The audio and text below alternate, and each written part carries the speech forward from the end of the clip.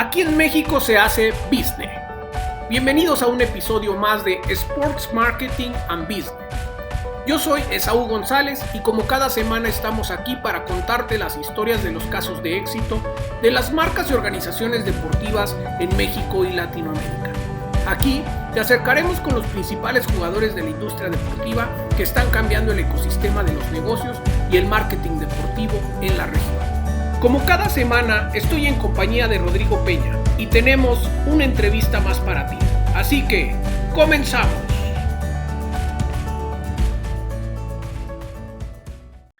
Hola, ¿qué tal? Muy buenas tardes a todos. Estamos aquí en un nuevo episodio de Sports Marketing and Business y el día de hoy nos acompaña un profesional de la industria del sports marketing y un muy buen amigo mío que de alguna forma tenemos ya mucho tiempo de conocernos. Estamos con Guillermo Zamarripa.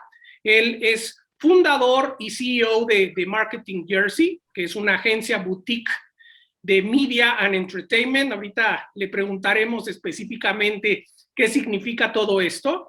Pero digamos, entre otras cosas, Guillermo trabajó por más de 10 años en diferentes proyectos, en diferentes países de Latinoamérica. Estuvo haciendo proyectos para el Mundial de Rusia e igualmente muchas cosas en Estados Unidos, que fue donde él estudió y donde desarrolló un programa de entrada en el mercado de licencias de Estados Unidos y un modelo de distribución para la selección mexicana. También trabajó directamente con empresas y brindó servicios de consultoría para agencias creativas, de medios y de publicidad en el segmento de marketing multicultural, y ejecutó una campaña de reconocimiento de la marca FIFA para la Copa Mundial de la Rusia. Entre otras cosas, pues digo, sin más, le damos la bienvenida a Guillermo Zamarripa y de verdad muchas gracias por estar con nosotros, Memo. Esaú, ¿no? Un placer estar aquí contigo, con tu audiencia y bueno, la verdad es que estaba tratando de acordarme cuándo fue la última vez que nos vimos en persona, pero lo que sí recuerdo es que tenemos ya muchos años de amistad, así que pues un gusto estar aquí contigo compartiendo unos minutos, platicando de lo que más nos gusta, ¿no? Que es Sports Business. No, muchísimas gracias, Memo. Como les decía, yo tuve el honor de conocerlo hace un poquito más de 10 años, que inició con un proyecto que ahorita nos va a ir a platicar, que tiene que ver mucho con las becas deportivas, sobre todo en Estados Unidos, pero que hoy en México también ya empieza a ser un modelo de negocio para las universidades y también un camino para muchos estudiantes para poder solventar esos gastos que hoy implica el poder estar en una universidad privada o pública en cualquier parte del mundo, ¿no? Para esto, bueno, pues es el primer tema, que son las becas deportivas y el potencial de los deportistas de Latinoamérica ahí. Y es la primera pregunta, Memo, me gustaría que nos platicaras un poco de esa historia desde hace 10 años con esos orígenes que tuviste en CIMAS Athletes, pero antes pues también que nos platiques cómo fue tu historia y cómo fue que terminaste en este segmento de negocio. Claro, o sea, pues mira, yo creo que, así que yéndome un poquito a mis años adolescentes, ya hace un buen, futbolista, ¿no? Como muchos, seguramente los que nos están escuchando, no llegué a jugar primera división, estuve, digamos, en reservas, pero siempre tenía el fútbol, digamos, como objetivo de vida, ¿no? Pasé por Pumas, de fuerzas básicas, luego yo soy tan pequeño, soy de la Jaiba Brava, ese es mi equipo del corazón. Y bueno, tuve la fortuna de buscar, o más bien de encontrar una beca deportiva en Estados Unidos. Yo siempre he dicho que eso me cambió la vida. Cuando yo tenía por ahí 18, 19 años, tomé la oportunidad de irme a Estados Unidos becado. Pues en ese momento es cuando Guillermo Zamarripa entiende que había más de lo que solamente yo, digamos, durante mis años en México, pues estaba expuesto a, ¿me explico? Me doy cuenta que sí es posible poder a lo mejor utilizar tu deporte para pagarte una universidad, una beca completa, y en aquel momento pues yo abro, digamos, un poco el objetivo, la mente para intentar conseguir un trabajo en Estados Unidos. Ese era mi objetivo en aquel momento cuando yo decido quedarme, o más bien hacer lo posible por quedarme en Estados Unidos después de graduarme. Y bueno, esa mentalidad o ese objetivo, digamos, pues me llevó a ya 15 años en diferentes industrias, casi 10 en fintech, paralelamente mientras yo construía mis propias empresas. La primera, como bien dices, se llama Athletes, que pues es un reflejo, digamos, de lo que yo viví como experiencia. Es decir, eh, cuando yo me doy cuenta del impacto que tuvo en mi vida el sistema colegial americano, que es la NCAA, que seguro la conoces, pues me nace intentar ayudar a más gente de mi país, de mi ciudad. De hecho, empecé con Tampico, que es mi ciudad natal, y empiezo a ayudar, digamos, a gente que tenía la misma ilusión que yo tuve años atrás, que es, ¿cómo le hago para utilizar mi deporte, conseguir una beca y irme a estudiar a Estados Unidos? Y ese pensamiento, digamos, ese intentar de solucionar esa cuestión, me llevó a fundar Semas Athletes, que fue mi primera empresa, una empresa que tiene ya más de 10 años operando, que a la fecha sigue siendo de las pioneras o líderes, digamos, en América Latina. Y nos dedicamos precisamente a eso, es algo, como bien sabes, es traer talento de fuera al sistema colegial americano, que como bien sabrás, ha evolucionado muchísimo. O sea, el sistema colegial americano, la NCAA, no es lo mismo hoy que lo que era hace 10 años. Como en la mayoría de las industrias, lo que pasa es que, bueno, acá en el sistema colegial, pues todo el significado de estudiante deportista ha cambiado radicalmente en los últimos meses, con todo este, digamos, derecho de poder comercializar derechos de imagen. Entonces, en fin, es un poco lo que me arrancó, digamos, o me dio ese empujoncito a darme cuenta que yo era apasionado de sports business, de lo que viene siendo el deporte. Y bueno, de ahí ya fui afortunado, digamos, de poder seguir generando diferentes proyectos que a la postre me llevaron a fundar mi segunda agencia, que es The Marketing Jersey, la cual hoy en día pues dedico casi el 99% de mi tiempo. Qué bien. Oye, justamente la siguiente pregunta iba enfocada a eso. De Marketing Jersey como tal, ¿cuáles son sus diferentes segmentos de negocio? Si lo pudieras resumir en las áreas que tienes, ¿cuáles serían? Sí, mira, tenemos dos divisiones. O sea, creo que para empezar un poco, The Marketing Jersey empieza gracias a Charlín Corral, que pueden ver ahí en pantalla. Y es consecuencia de la primera agencia. Yo creo que es importante resaltarlo y ahorita vas a ver por qué.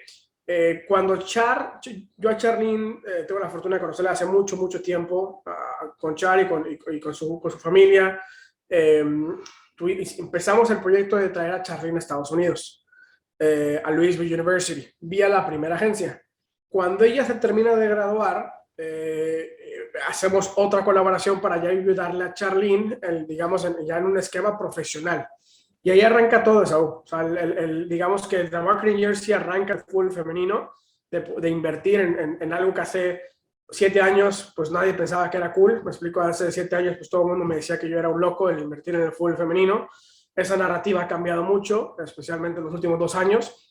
Pero así empieza esa agencia y ha ido evolucionando a 2 divisiones. La división de representación de futbolistas, en este caso fútbol femenil, y tenemos una división de consultoría estratégica en donde hacemos muchísimo en el segmento multicultural, como bien decías. Llámese patrocinio, llámese derechos de televisión, llámese poder, digamos, generar ese talent connector o talent fulfillment para diferentes marcas. Ponerte un ejemplo, el show de Exatlón, por ejemplo, en Estados Unidos. Nosotros somos, digamos, de las agencias que trabajan con NBC a nivel nacional para poder hacer ese talent fulfillment. Trabajamos muy de cerca con muchos patrocinadores de la Selección Nacional de México dentro del mercado de Estados Unidos. Y nuestro equipo, que ya somos casi 12 personas full time al día de hoy, la mayoría está basado en Estados Unidos. Entonces, digamos que ese entendimiento de los 40 million Mexican Americans que hay aquí en este país, pues nos ha dado muchas capacidades dentro de la agencia para poder ofrecer valor en una industria que necesita del mercado hispano, ¿no? Y bueno, es un poquito donde nos hemos enfocado en los últimos años, sin descuidar, repito, la parte del fútbol femenino, que fue realmente como empezó The Marketing Jersey. Oye, qué interesante. Y fíjate que quiero conectar varias cosas que mencionaste. Una es no nada más el fútbol femenino, sino todo lo que es deporte profesional femenino en general, porque hoy en día es una tendencia en crecimiento todo lo que tiene que ver con deportes femeniles, ¿no? Tanto a nivel profesional como a nivel de las mujeres practicando deporte. Hay un boom, leía apenas la semana pasada sobre cómo Nike ha retomado el liderazgo a nivel mundial, mucho por el crecimiento de la mujer, tanto en la parte de práctica del deporte como a nivel de toda la parte profesional como tal, ¿no? Y la segunda cosa que quiero conectar, porque aquí me gustaría compartir con la audiencia, igual si tú lo puedes complementar, es cómo hoy llegas a The Marketing Jersey, porque digamos que C+ Group o C Group, como tú mencionaste, es como, yo lo veo como las fuerzas básicas hace 8 o 10 años que comenzaste, ¿no? Porque ahorita nos complementas un poco más la historia, pero les resumo así muy rápido. Guillermo con su empresa lo que hizo es que empezó a ayudar a muchos deportistas mexicanos con la intención de poder complementar su carrera con estudios y identificó esta línea de negocio en donde finalmente pues se dio cuenta que no era tan difícil, ¿no? Porque me decías, es que para mí no fue difícil, o sea, simplemente me puse a investigar, encontré cuál fue la línea, mandé yo mis videos y de repente ya estabas tú en una universidad en Estados Unidos becado y fue como, híjole, pues esto más lo puedo hacer con deportistas en México. Y luego el tema femenil, y aquí otra cosa que me impresionó cuando me lo comentó Guillermo es que para la mujer es más fácil obtener una beca que para el hombre, porque en Estados Unidos hay una ley que dice que tiene que haber el mismo número de becas para hombres que para mujeres. Y obviamente como hay 1000 hombres que quieren con beca en las diferentes universidades, porque pues es el negocio multimillonario, el fútbol americano, el béisbol, el fútbol ahora, pues también había muchísimas plazas para mujeres. Entonces ahí encontró él una beta de que era mucho más fácil encontrar becas para mujeres, y es por eso que no sé cuál sea hoy la relación, pero me mencionabas que más del 90% de tus becas iban enfocadas a mujeres, ¿no? ¿Cuántas de tus representadas hoy son parte de las elecciones mexicanas? ¿Cuántas tienen? Mira, hoy en día, Saúl, representamos cerca de 54 para ser exactos. Todas son seleccionadas nacionales, todas. Todas son seleccionadas nacionales. Todas son seleccionadas nacionales. Es uno de los filtros que utilizamos. No tienes que ser seleccionada nacional mayor, ojo. Hay sub-17, hay sub-20, hay algunas que a lo mejor tienen tiempo sin haber sido convocadas otra vez, pero sí tenemos, como puedes ver, un porcentaje bastante alto, si no es que cercano al perfecto de que todas tuvieron este tipo de experiencia, ¿no? Y bueno, eso es lo que también nos ha ayudado a posicionarnos ya a nivel de marketing jersey dentro del mercado del fútbol femenino. Digo, porque no solamente es un tema de la Liga Mexicana, tenemos, gracias a Dios, muchos futbolistas destacando en Europa, en Estados Unidos, y bueno, pero sí, lo que dices es muy cierto, o sea, todo empieza, digamos, de ese semillero que en su momento fue C+ Athletes, y que poco a poco me fue justo distanciando a mí del día a día de mi primera agencia, y al punto donde hoy en día, pues casi todo mi tiempo está en The Marketing Jersey. Claro. Oye, y fíjate, el tercer punto que quería mencionar es, lo platicaba con Mariana Gutiérrez, directora de la Liga Femenil MX, que tuvimos el honor de tenerla por aquí el mes pasado en una entrevista, y era impresionante. Le decía, oye, hace menos de 10 años estabas tú con una liga semiprofesional y aparte como iniciativa, y en este momento ya hay una liga profesional de fútbol cuando hace 10 años ni se imaginaban que podría haber una liga tan rápido. E igualmente tú, ¿no? Porque fue como, hace 10 años tú iniciabas con tus diferentes estudiantes en tus programas de becas y hoy ya son seleccionadas nacionales o son jugadoras en las principales ligas profesionales mundiales y en México, ¿no? Ahí mencionabas tú hace rato, bueno, a Charlyn Corral, a Kenty Robles, a Yaneli Farías, a Deina Castellanos, a Norma Palafox, a Mónica Flores, que digo, hoy lo digo, y la verdad es que nuestra audiencia pues la conocen, porque la Liga MX femenil es impresionante cómo ha crecido, ¿no? Y seguramente tú tienes ahí otros 20, 30 nombres, no nada más de mexicanas, porque sé que ya representan también algunas otras latinoamericanas que están destacando en el fútbol femenil profesional. Sí, no, la verdad es que todo lo que dices, pues, ahora sí que resuena conmigo de una manera pues, muy directa, ¿no? Yo creo que estuvimos en el lugar correcto y gracias a Dios tuvimos la fortuna de haber invertido en el fútbol femenino hace muchos años, que nos dio pues la habilidad de poder a lo mejor empezar a capitalizar 7, 8 años después. Entonces, muchas veces lo que la gente me dice es, ¿cómo le hicieron para tener tantas jugadoras de la selección nacional? O ¿cómo es que están en todos los clubes? ¿Cómo es que tienen...? Y la respuesta pues no es sencilla, ¿no? Porque muchas veces la gente ve solamente lo que hoy en día es la agencia, pero es muy difícil explicar lo difícil que fueron los primeros 5 o 6 años de desarrollo, de inversión, en donde no teníamos la certeza que el fútbol femenil realmente fuera a crecer de la manera que lo está haciendo. Y bueno, fue una de esas apuestas que te pueden salir, como hay muchas que no te salen, como a mí no me han salido muchas.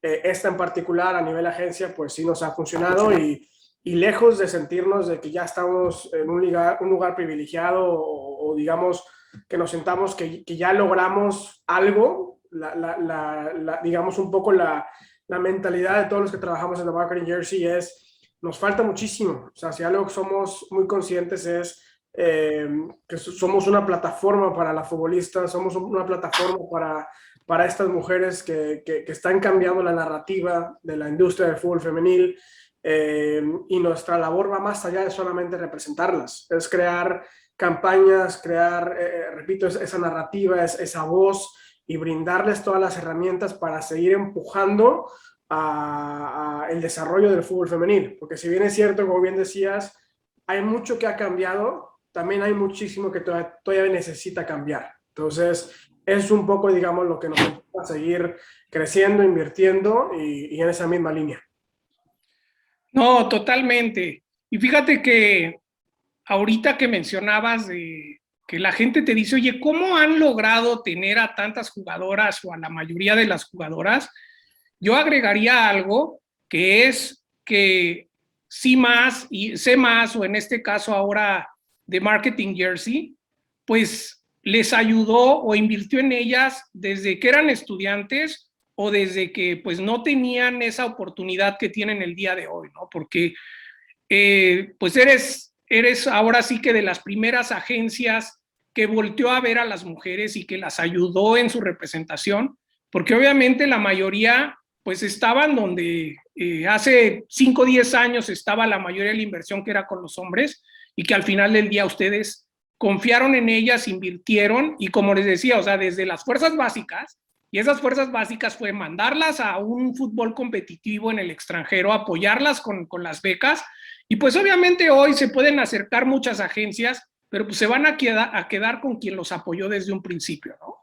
Sí, no, pues, totalmente. Yo creo que esa cadena de valor, yo creo que es súper importante, ¿no? El poder aportar, el poder no exigir y entender que a veces los procesos son a largo plazo. Y creo que vivimos en una industria que, como bien sabes, es algo muchas veces no es paciente. O sea, la industria deportiva está acostumbrada a querer resultados a corto plazo. Y yo creo que eso es un poco lo que a nivel agencia nos ha diferenciado, porque nuestra visión siempre ha sido y seguirá siendo a largo plazo.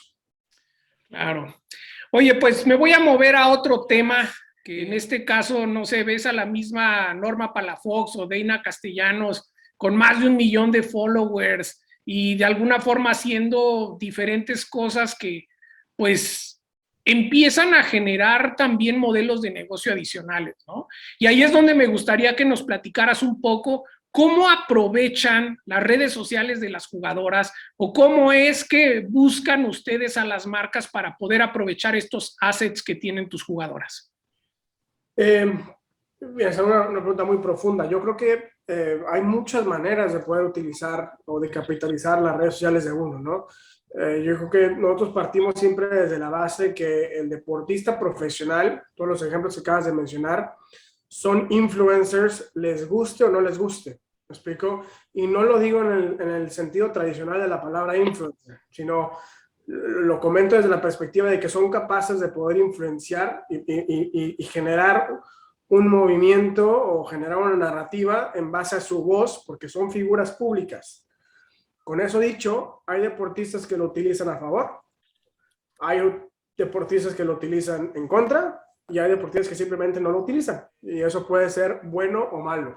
Lo que nosotros hemos encontrado es, a la medida que somos capaces de orientar al deportista a generar sus propias narrativas, a poder, digamos, generar sus propias facetas como individuos, porque una futbolista o un futbolista, pues tú no me dejarás mentir, Esaú, trabaja 3, 4 horas al día, 5 o 6 en los más dedicados, y ya está. O sea, y tienen más horas, digamos, libre que lo pueden utilizar para realmente generar una audiencia que pueda estar, digamos, con altos niveles de engagement y que a la par eso se pueda utilizar, como bien decías, para poder comercializar, para poder generar valor a marcas y para poder ser atractivo a las mismas marcas. Lo que muchas veces los deportistas olvidan es que para llegar a esos niveles donde pueda uno capitalizar, pues uno tiene que construir. O sea, el llegar a los millones de followers solamente por llegar te va a traer 1 o 2 deals, pero si no eres capaz de ofrecer valor y de realmente, digamos, generar una justificación de esa inversión, pues esos deals se te van a desaparecer y ya no vas a volver a tener más oportunidades. Entonces, yo creo que es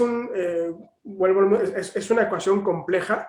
Nosotros le hemos atacado desde la perspectiva de data, porque al final pues tienes que también saber escuchar a tu audiencia. No es lo mismo la audiencia de Javier Hernández que la audiencia de Raúl Jiménez, que la audiencia hoy en día de Marcelo Flores, por ejemplo, o no es lo mismo la audiencia de Norma Palafox con la audiencia de Deine Castellanos, con Yaneli Farías. Entonces, no se puede asumir que todas las audiencias se comportan de la misma manera.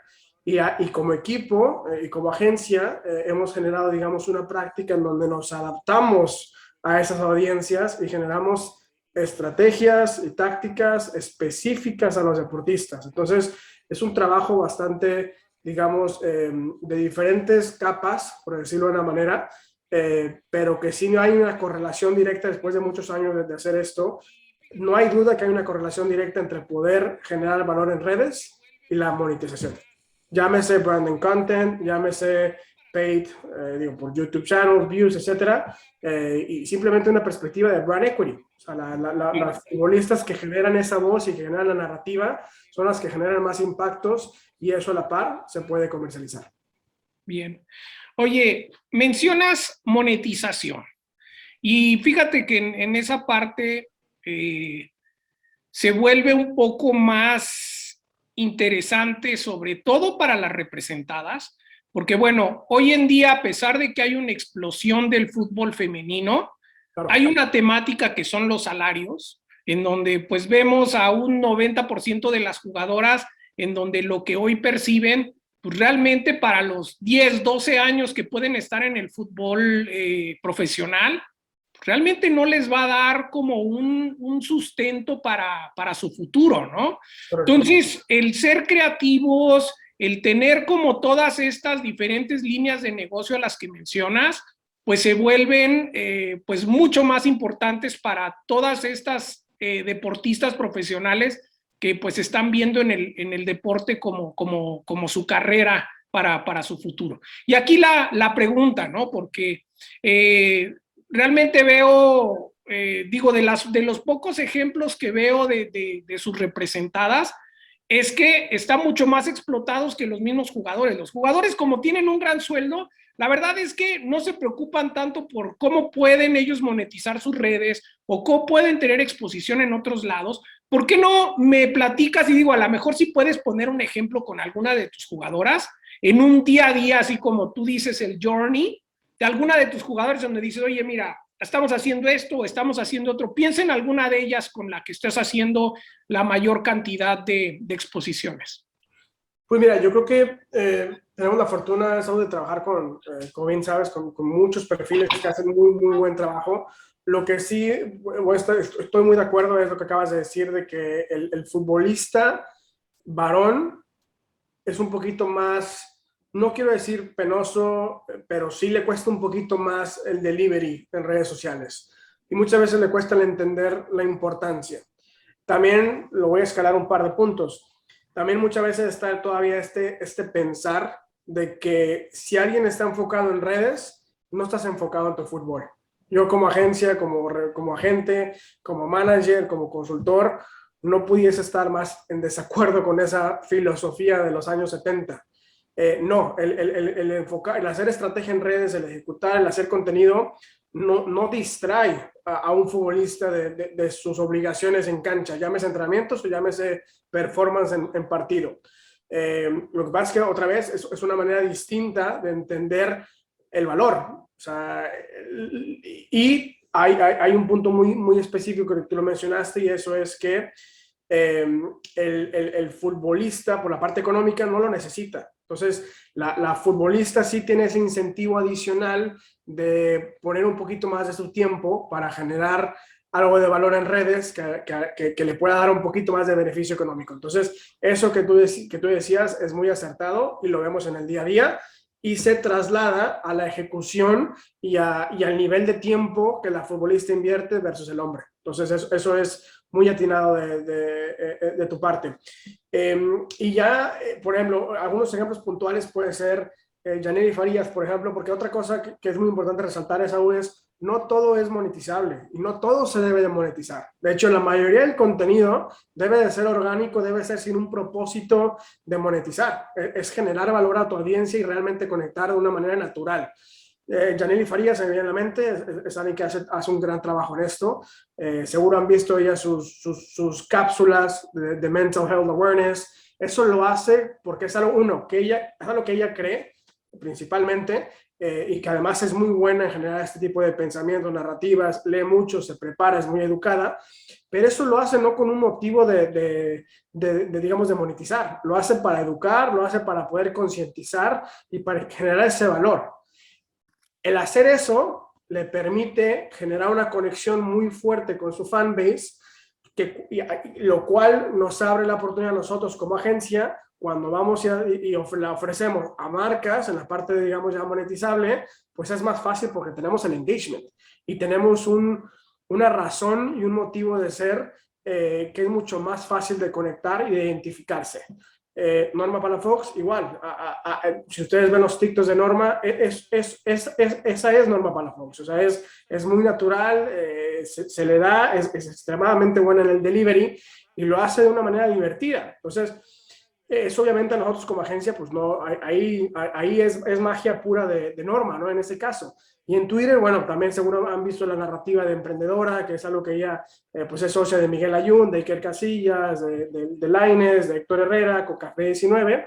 Igual, es contenido que ella le nace y que de una manera estratégica identificó que quería ser empresaria. Se nos presenta la oportunidad con Miguel de poder cerrar este partnership con Norma y es algo que a ella le ha funcionado muchísimo, que si bien puede ser un partnership pagado o no, al final del día trae más oportunidades comercializables en donde sí se puede, digamos, capitalizar. Entonces, todos son dos ejemplos, pero bueno, tengo muchísimos. Qué bien, qué bien. Oye, y ahora quisiera hacer una comparación, digo, para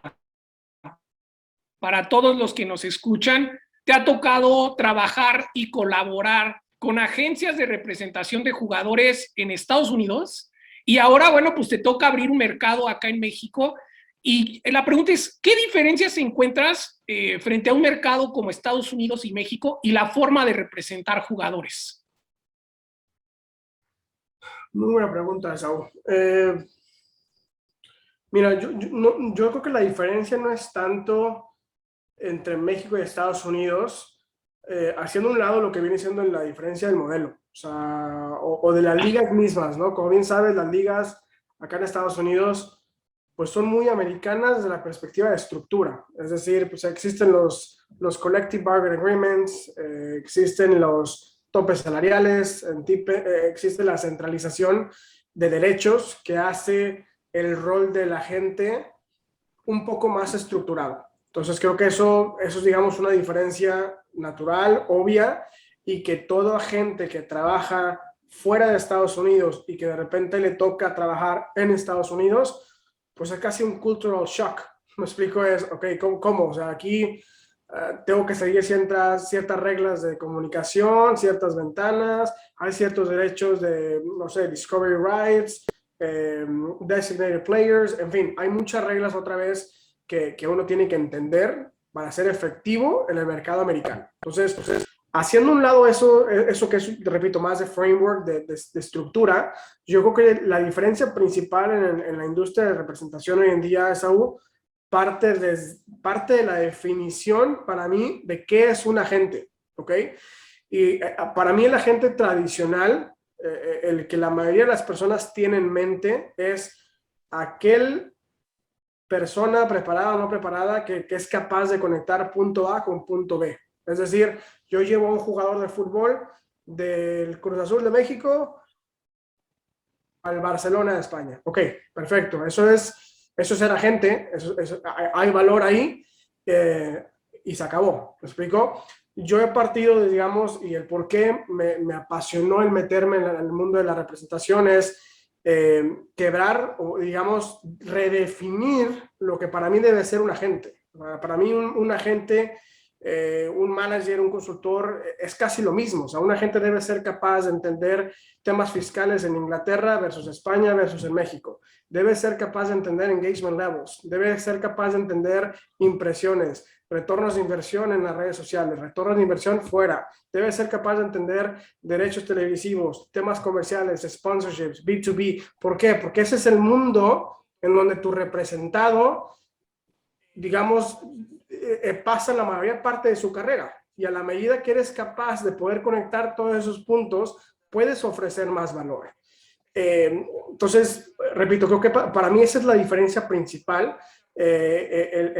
Nosotros afrontamos desde a nivel de agencia ese significado, una perspectiva de un valor a largo plazo y de poder realmente arropar a nuestros representados con estrategias digitales, comerciales, de branding, de comunicación, de narrativas, y es una comunicación constante. Ahora, naturalmente, como puedes asumir muy seguramente, pues no es algo que podamos hacer para 300 jugadores. ¿Por qué? Porque es mucho más demandante nuestro modelo que el modelo tradicional. Entonces, estamos en esa, digamos, mejora continua y aprendizaje continuo de, a la medida que va creciendo la agencia, cómo nos aseguramos de poder ofrecer el mismo valor personalizable, ¿sí? Pero digamos, sin perder esa calidad. Entonces, no sé si eso responde tu pregunta, pero es algo que yo tengo, digamos, muchos años trabajando dentro de la agencia y que parte de ahí, de la definición misma de lo que es un agente o lo que debería de ser un agente en los tiempos actuales. ¿Tú qué observas y qué nos podrías decir de la profesionalización de las ligas femeniles en el mundo y en México? No nada más a nivel de fútbol. ¿Qué oportunidades observas y qué retos y objetivos crees que tiene el deporte femenil en el mundo? ¿Qué observo? Observo un crecimiento y desarrollo innegable a nivel mundial, lo cual pues es maravilloso. Lejos de ser maravilloso, es justo y es necesario. Creo que ya tenemos mucho tiempo de estar muy atrasados en estos temas. Y a lo que voy es, esto debió haber ocurrido hace muchos años, ¿no? Pero bueno, ya estamos aquí. También veo que hace falta, todavía hay muchos decision makers, Esaú, en la industria que siguen pensando que lo hacen como un favor a la mujer, como un favor a la deportista, como un favor a la futbolista, y siguen pensando que no lo merecen. Entonces, conforme, repito, veo este crecimiento y veo desarrollo, también me toca ver mucho desde adentro de cómo hay jugadores clave que siguen todavía un poco con esa barrera, ¿no? O con esa cultural shock de que les cuesta entender que esto ya cambió y que no es un tema que se pueda regresar, ni mucho menos, es un tema que es justo y que se tiene que invertir. Noto también, Esaú, que poco a poco se va rompiendo, pero sigue habiendo esta conexión con el fútbol femenino, el deporte femenil es una causa social. No es una causa social, no es algo, no lo estamos haciendo, digamos, por non-profit causes. son propiedades comerciales, es una plataforma que requiere de inversión. Muchas veces a mí la pregunta de las que más me hacen es que cómo capitalizar en el retorno de inversión o cómo realmente te aseguras. Bueno, pues como a lo mejor el fútbol empezó hace muchos años, ¿no? Tienes que invertir. O sea, no puedes tú esperar resultados en el fútbol femenino cuando hay muy pocos equipos todavía que invierten o muy pocas ligas que invierten. O los derechos varoniles, digamos, de comercialización opacan a los derechos del femenino. Un ejemplo clarísimo es, sin meterme mucho en detalles, es que incluso esto está cambiando, pero por ejemplo, tradicionalmente FIFA vendía los derechos del mundial, se acabó, o sea, no del mundial femenil ni del mundial varonil. Entonces, ¿qué pasa? Cuando tú vendes los derechos a nivel FIFA, a nivel marca, y cuando te volteas a temas de activaciones, pues ¿a dónde van a invertir las marcas? Al mundial principal, que es el de hombres. Entonces, el mundial femenino siempre queda olvidado. Y de ahí viene un poco el por qué se pagan las diferencias abismales, o por qué vemos las diferencias abismales en cuanto a payouts de los equipos. Es un ejemplo muy sencillito, pero como ese, Esaú, hay muchísimos en la industria todavía. Yo siento que todavía estamos a lo mejor unos 10, 15, 20 años de poder ver realmente a lo mejor un campo un poco más equitativo, pero no puedo negar, y me ha tocado vivirlo también desde adentro, que hay muchísima gente intentándolo, hay muchos jugadores relevantes ya con poder de decisión que están realmente empujando y que está haciendo una diferencia enorme. Por otro lado, el otro paradigma que se rompió es que el fútbol femenino fuera como si fuera una segunda o una tercera división. Lo que decía Mariana es que no se comparan, son cosas totalmente distintas. O sea, no es como comparar la primera división con la segunda y la tercera. No, el fútbol femenino se cuece aparte. Es otra forma de verlo, es otro tipo de fútbol. Así como ves rugby o como ves béisbol, así se tendría que ver como si fuera de esa forma.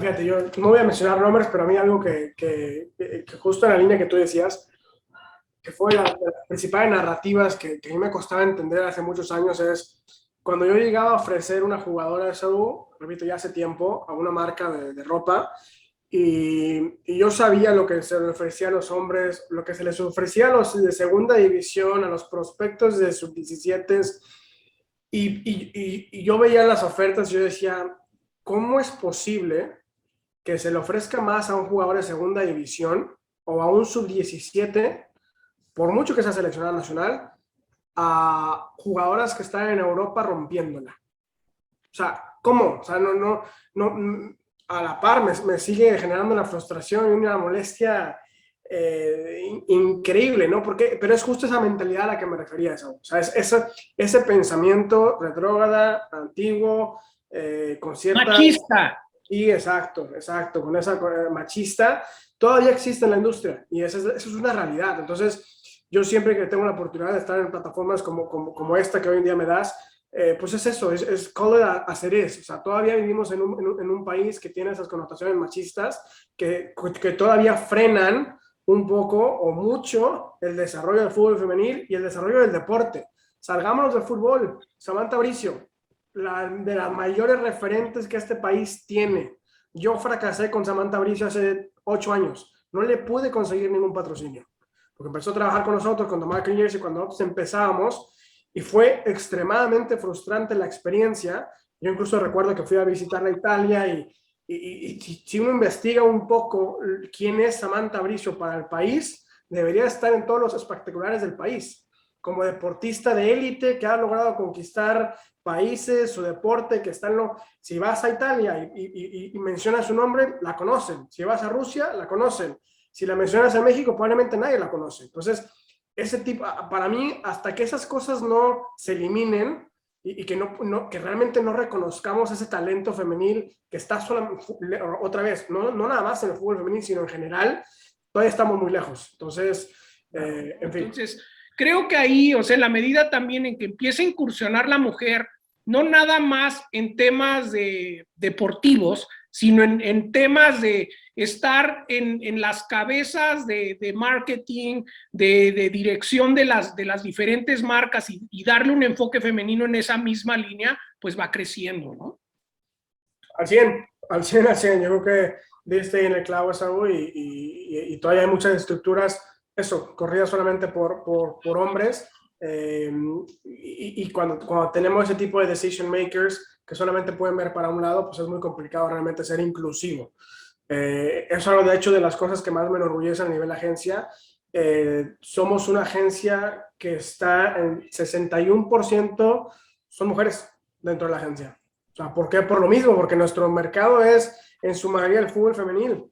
Y por lo tal, de hace mucho tiempo fuimos conscientes que teníamos que tener la mayor parte del equipo tenía que ser mujer, porque al final son las que entienden el fútbol femenino de raíz, son las que muchas veces fueron futbolistas y entienden cómo lo vive la futbolista y es algo de las cosas que, repito, que más me enorgullece en The Marca Jersey. Oye, pues muy bien. Oye, Guillermo, pues una última pregunta para culminar, que de hecho Claro. es una pregunta con dos aristas, ¿no? Porque la primera va enfocada a todos aquellos estudiantes que son deportistas de alto rendimiento hoy y que quieren seguir con sus estudios. O sea, ahí con tu experiencia, ¿tú qué les recomendarías o la línea o inclusive a quién se tienen que acercar con ustedes? Porque sé que todos estas deportistas, digo, tanto hombres como mujeres que tienen ese potencial, pues realmente no se imaginan cuán fácil puede ser conseguir una beca, digo, siempre y cuando cuenten con esta parte de deportiva. Y por otro lado, ¿tú qué les dirías a hombres y mujeres que se quieren convertir en profesionales del deporte en Latinoamérica? Pues mira, Saúl, yo creo que al primer grupo de estudiantes yo les diría que no subestimen la fórmula de educación más deporte, que es algo que yo a nivel personal siempre he seguido, digamos, ha sido mi guía, mi estrella, digamos, durante todos estos 15 años. Eh, Hay muchas oportunidades allá afuera, no solamente estar llegar a ser futbolista profesional de primera división para todos los futbolistas, y en el caso de las mujeres, pues ya podemos aplicar lo mismo, ¿no? O sea, no solamente es llegar a primera división en México, hay oportunidades que te pueden sacarte de tu zona de confort, que te pueden preparar académicamente, que te pueden dar un idioma, que te pueden dar una llave para abrir puertas que a lo mejor hoy en día no se pueden ni imaginar. Entonces, sea lo que sea que decidan hacer, no descuiden el estudio, porque si hay maneras, digamos, de compaginar ambos a tono personal. Obviamente, pues es un poco como yo he ido desarrollando, digamos, mi carrera, pero es, digamos, la ecuación más impactante que ha tenido en mi vida, o que he tenido en mi vida, ¿no? Esa combinación de educación más deporte. Y a los profesionales va un poco sobre la misma línea. Yo creo que yo tengo la fortuna además de la carrera en Estados Unidos, tengo 2 maestrías, tengo una maestría en Sports Business en SMU y un MBA en TCU. Y a mí, a tono personal, otra vez, la educación me ha dado llaves para abrir puertas. Me dio la oportunidad de poder trabajar trabajar directamente con Major League Soccer y Soccer Marketing. Me ha dado la oportunidad de ser consultor para muchas Fortune 500. Me ha dado la capacidad a lo mejor de poder montar 2 agencias. Pero si yo, a lo mejor si regreso hace 15 años y hubiese a lo mejor imaginando mis siguientes 15, no se vería nada de lo que realmente fue. Entonces, eso, no subestimen la preparación, hay siempre maneras y no significa el no tener recurso, no es un pretexto, no es una excusa. Hay maneras de poder, digamos, buscar ese camino, o que el camino, digamos, se alinee a tus circunstancias, ¿no? Lo que también es cierto, y seguro que tú lo compartirás, requiere un sacrificio enorme, o sea, no es fácil. O sea, es un camino largo, arduo, de mucha preparación, de muchas incomodidades, de muchas dudas, y más en la industria deportiva, que es una industria, como bien sabes, es algo que de muchísima oferta, es muy competitivo. O sea, trabajar en la industria, llames a nivel club, llames a nivel agencia, a nivel privado, público, como lo quieran decir, es extremadamente competitivo y muchas veces hasta mal compensado. Entonces, porque hay que decirlo como es. Entonces, es eso, o sea, ¿cómo le vas a hacer para poder, digamos, navegar todas esas dificultades y dedicarte a lo que, pues, a lo que te apasiona, ¿no? Perfecto. Pues muchísimas gracias, Guillermo. De verdad, un honor poder escucharte, ver a tu empresa después de 10 años desde que te conocí, creciendo, siendo exitosa y con un gran futuro, más desde el aspecto de crecimiento deportivo en México y Latinoamérica, sino también todo este crecimiento que se está dando con las mujeres. Y bueno, invitar a todos a que puedan visitarlos a ustedes en sus redes sociales, en @mktjersey, en Instagram y Facebook tienen también. Correcto, Facebook, TikTok, todo. Y en mktjersey.com. Muchas gracias a ti por la invitación y la verdad es que fue un placer convivir con tu audiencia y la mejor de las suertes en este proyecto que hacen falta muchos de estos realmente para seguir profesionalizando la industria del deporte en México. Así que muchísima suerte y otra vez, gracias por la invitación. Muchas gracias, Guillermo. A todos les agradecemos por visitarnos y estar aquí cada jueves con nosotros. Y ya saben que cada semana tenemos una entrevista con gentes de la industria, con profesionales, con deportistas que tienen mucho de qué hablar de negocio y de marketing deportivo. Nos vemos la próxima semana. Muchas gracias. Esto fue Sports Marketing and Business. Y aquí nos vemos la próxima semana. Recuerda que puedes seguirnos en nuestro canal de YouTube, en Spotify o nuestro sitio bardeportivo.com. Hasta pronto.